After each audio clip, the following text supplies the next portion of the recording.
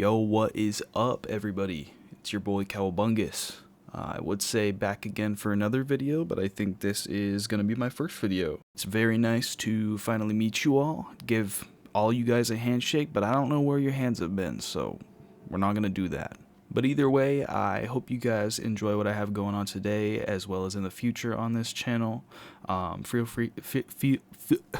Feel free to comment down below what you think of this build or other stuff that you'd like to see. I have a lot of cool stuff planned already, so definitely drop a sub to my channel if you want to see all that in the future. But any whoosies, today I want to show off my custom portable PlayStation 2 build that I have been working on for the past few weeks.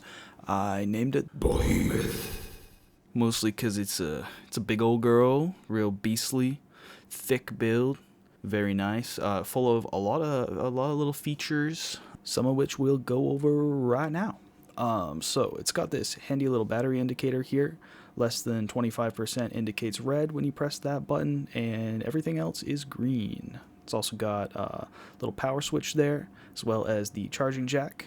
Moving over to the right side, we got the volume wheel for your volume control, as well as the headphone jack right next to it. And then we have all the screen controls right in the middle. So the first one is the menu control, the second one scrolls through the menu, and then the third and fourth ones just adjust each option in there. Flipping it around to the back side, you will see there's quite a bit going on here too. First off, you can see that I'm using a PSX mem card Gen 2, and that's just to load all of the custom firmware as well as boot your, of course, legally obtained copies of all your games. Then I got the triggers here up top. These were really important to me to design them well because I wanted to play Guitar Hero. Got a USB port up top as well as the fan intake and exhaust for cooling the PS2 motherboard. And then we got the big elephant in the room that I need to address. You never know what might happen, do you? You're so sweet.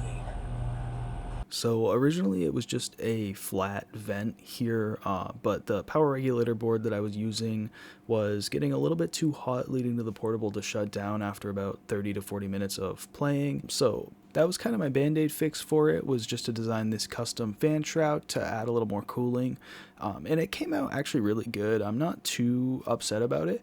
An unintended feature, but it does actually work as a kickstand to hold the console up when you need to set it down, so I'm not too upset about it. And since then, I've had the console running for a solid 3 hours and 25 minutes straight until the batteries died without it overheating, so I would say mission success. Speaking of which, in terms of battery life, I was really happy to see that it got almost 3.5 hours because that was also on Need for Speed Most Wanted, which I believe is a game that pushes the PlayStation 2 pretty hard. So I would imagine that maybe I could even squeeze 4 hours, or maybe even a little more out of maybe like a lighter to run game. Not entirely sure, just because I haven't had another solid block of 4 hours straight to sit down and play a game. But it's definitely something that I'm gonna test in the future, and maybe even update my BitBuilt forum post reporting back about the different battery lives that I got for different games. With the longer battery life also comes the trade-off of the portable being a little bit more on the heavier side. It does come in right around 2 pounds, but it's also pretty comfortable to hold, and I would say that's mostly just due to the thickness of it, as well as how I design like the trigger area in the back. It just feels really, really good. And it doesn't make my hands really cramp up unless I'm playing Guitar Hero for a long time. But I mean, that kind of makes your hands cramp up no matter what controller you're using. But yeah, I can't really think about like too much else to say about it. Postbungus here. I lied. I actually forgot to mention entirely that I made a really cool custom case for the whole thing, plus the charger. So here's some photos of that. Alright, cool. I did write pretty much a whole novel in the BitBuilt forums, just detailing the entire build process of this whole thing. So if that's the type of thing that interests you, definitely go check that out, read through it. It's quite the roller coaster. It shows all of my ups and downs and lefts and rights, and loop-de-loops. Pretty much all the stuff that either went wrong or even stuff that I was like super thrilled about. So yeah, that's all in there. I'll leave a link to that below.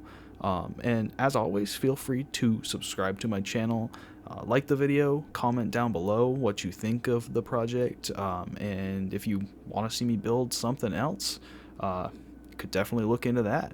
I appreciate all you guys who stuck around till the end, and I'm just going to leave you guys here with some gameplay of Need for Speed Most Wanted, one of the best PlayStation 2 games of all time, in my opinion, even though, I mean, it's on other consoles too, but you know, they got the black edition. Sick.